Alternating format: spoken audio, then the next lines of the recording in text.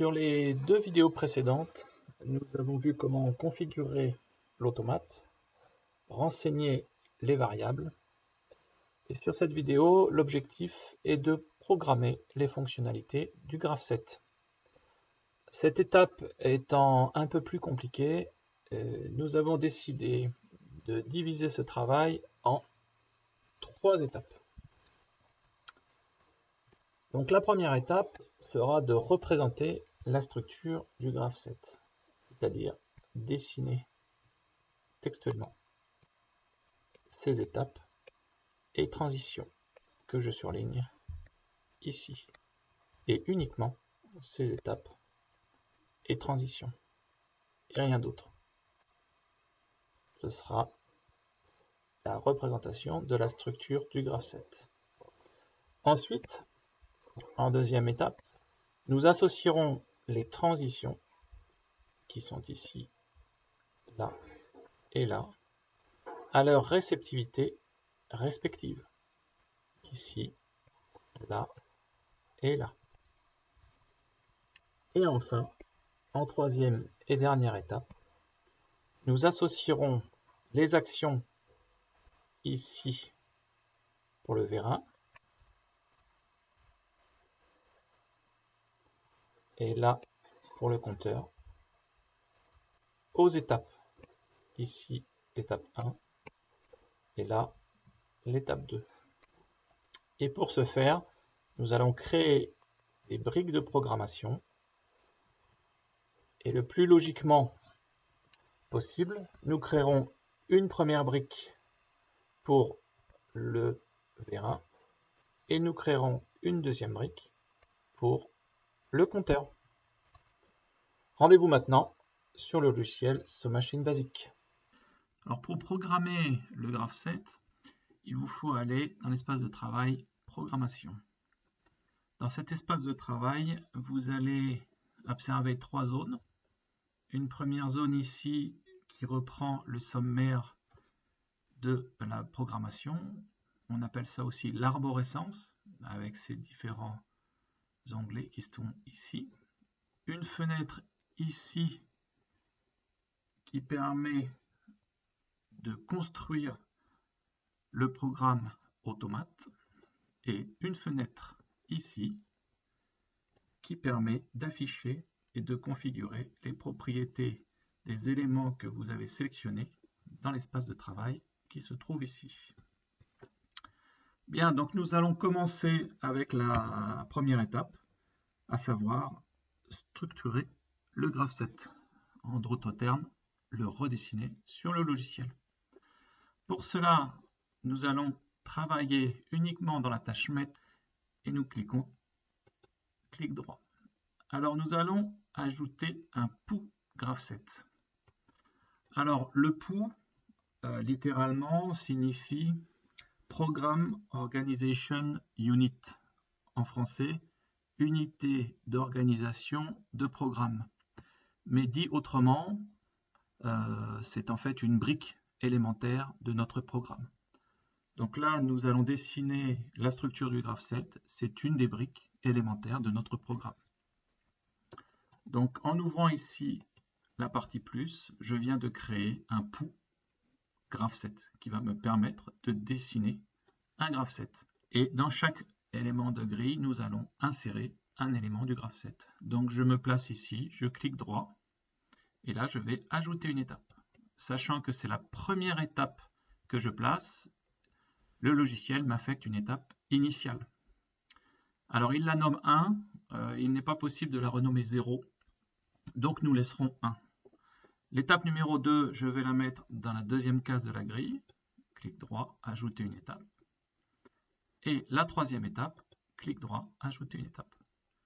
Voilà. Pour relier ces étapes, c'est relativement simple. Vous placez la souris en bas, un trait vert apparaît, et en maintenant la souris en cliquant à gauche, vous venez jusqu'à l'étape 2 et vous relâchez.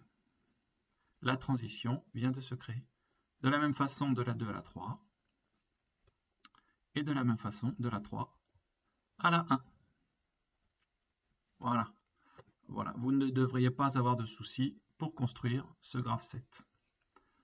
Voilà pour la première étape qui consiste à dessiner le graph-set.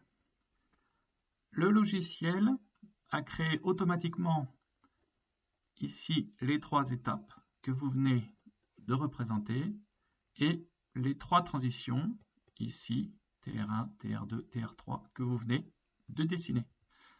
Alors, je vais changer le nom des transitions en cliquant droite, renommer le réseau de transition, et je vais, au lieu de mettre TR1, utiliser le nom TZ1 2 pour indiquer qu'on est en train de parler de la transition qui va de l'étape 1 à l'étape 2. Je vais faire pareil pour les 2 autres. Je vais maintenant passer à la deuxième étape qui consiste à associer les réceptivités aux transitions. Donc je me suis placé sur la transition qui permet d'aller de l'étape 1 à l'étape 2 et je vois que sur mon graph-set, la réceptivité est DCY. Donc sur le réseau qui est ici, cet élément permet d'activer l'étape 2. Donc ici, la question que je dois me poser, c'est quelle est la condition que je dois programmer ici pour activer l'étape 2.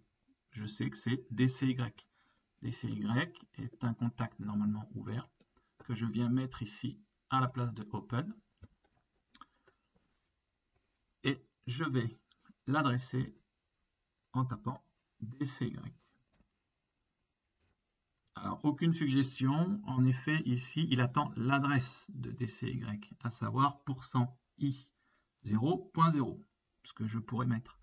Ou bien, je clique sur symbole, et en mettant DCY, vous voyez, juste D, il me trouve les variables que j'avais précédemment renseignées, et je vais cliquer sur DCY. Voilà.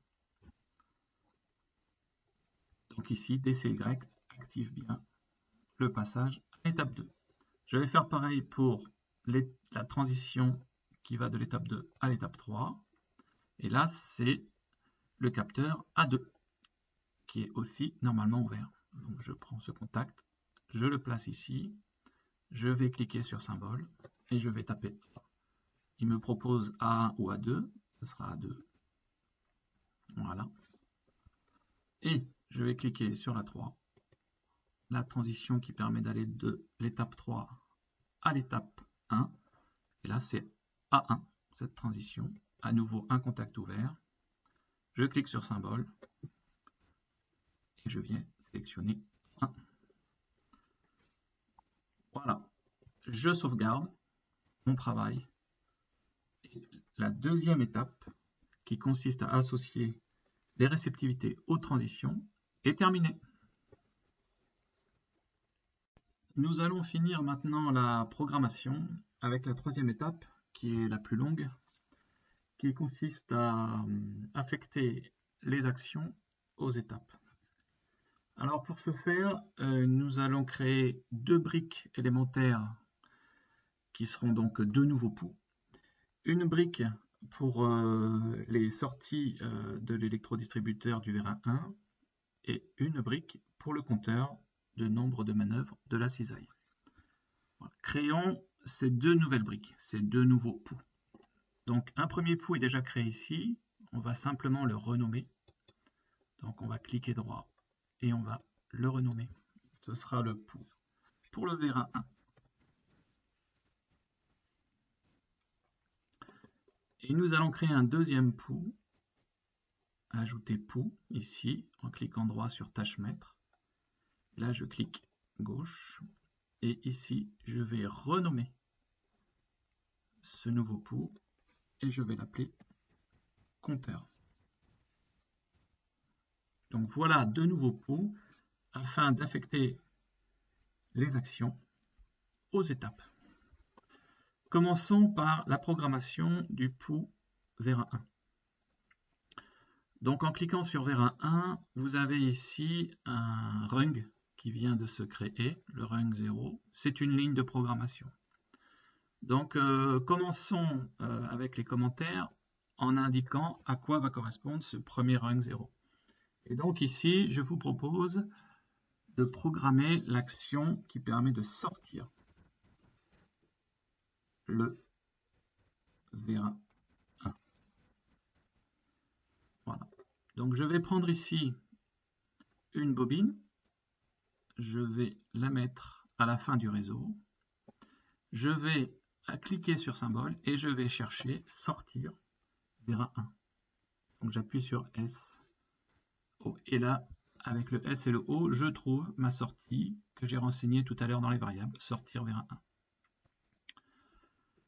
Et je dois me poser la question, quelle est l'étape ou les étapes qui permettent ici d'activer la sortie sortir Vérin 1.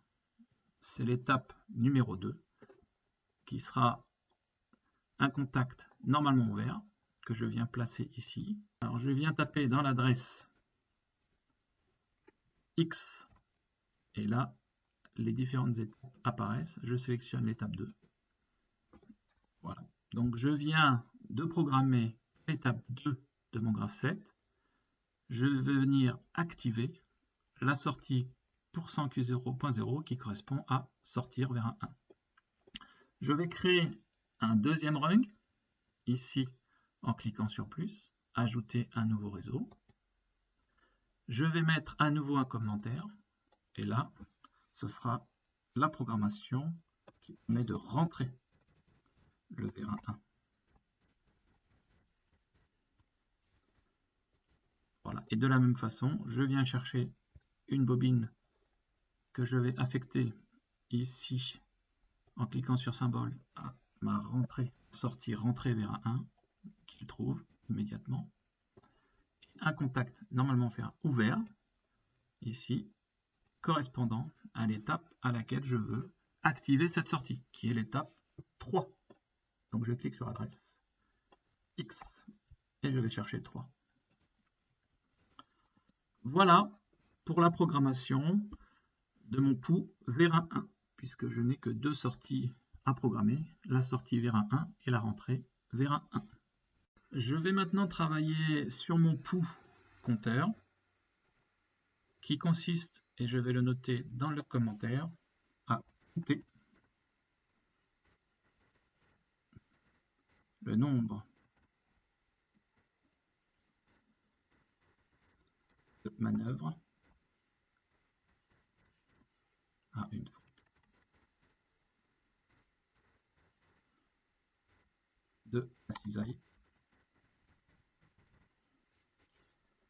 en incrémentant un compteur que je vais placer ici à la sortie de ma ligne de programmation à chaque fois que je vais arriver sur l'étape 3. Donc pour incrémenter le compteur qui n'est pas une variable tout ou rien, je ne peux pas utiliser les symboles correspondant ici aux variables tout ou rien, que ce soit des sorties ou des entrées. Je vais donc devoir utiliser ce qu'on appelle ici un bloc opération que je vais venir placer à la sortie, à la fin de mon réseau. Et je vais ici écrire l'équation que je retrouve dans l'action de mon graphe 7 à l'étape 3, à savoir c'est 1, 2 points égale c'est 1 plus 1. Je fais Enter, voilà, et je vois que la syntaxe de cette équation est bien écrite, puisqu'il ne me la souligne pas en rouge. Et d'autre part, je vois ici que j'ai un trait vert disant OK. Je vais activer ce bloc opération à chaque fois que je vais activer l'étape numéro 3. Donc pour ce faire, je vais prendre ici un contact fromontant, c'est-à-dire lorsque l'étape 3 passe de 0 à 1, c'est-à-dire lorsqu'elle s'active, que je vais placer ici en tête. Et là, sur l'adresse, je vais indiquer l'étape numéro 3 à travers un bit que le logiciel SoMachine basique me permet d'utiliser, qui est X3, correspondant à l'état logique de l'étape numéro 3. Donc je vais noter X3. Voilà. Malheureusement, vous l'avez vu, x3 n'est pas accepté par le logiciel. En effet, il est impossible d'affecter une variable d'étape sur un contact de type front montant. Donc là, je vais devoir trouver une solution que je vais vous proposer tout de suite. Voici la solution que je vous propose, qui consiste en la création de deux rungs, de passer par une variable intermédiaire, ici %m0. %m0, je l'ai mis en sortie avec une bobine. Cette variable %m0 sera l'exacte recopie de la variable %x3 qui elle-même correspondra à l'état logique de l'étape numéro 3. M0 ici dans le rung numéro 1 sera réutilisé mais cette fois-ci avec un contact un front montant qui nous permettra d'activer lors de l'activation de l'étape numéro 3 cette opération qui consiste donc ici à ajouter 1 à l'ancienne valeur de C1, c'est-à-dire incrémenter C1. Voilà une petite subtilité pour passer outre l'impossibilité d'utiliser %x3 sur un contact à front montant. Le programme est maintenant terminé, il est validé, vous voyez qu'il n'y a aucune croix rouge. Nous pouvons valider, enregistrer et essayer ce programme en le mettant dans l'automate. Mais ceci se fera ultérieurement. Merci.